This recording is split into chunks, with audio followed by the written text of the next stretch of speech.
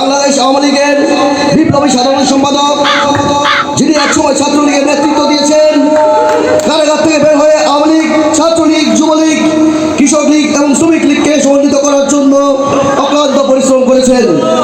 তিনি মাননীয় প্রধানমন্ত্রীর একান্ত আস্থাভাজন, তিনি জাতির আস্থাভাজন, পরপর 3 বারের সাধারণ সম্পাদক।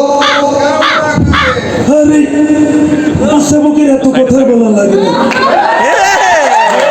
তুমি যে আমাকে অ্যাড্রেস করতে 5 মিনিট ব্যয় করলা, এত গুণ না থাকলে কি নেত্রী আমাকে 3 বার সেক্রেটারি করে নাকি?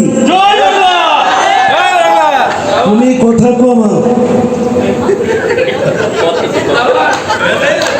কেমন আছেন আপনারা? মুরব্বীরা কেমন আছেন? ভাইয়েরা কেমন আছেন? বোনেরা কেমন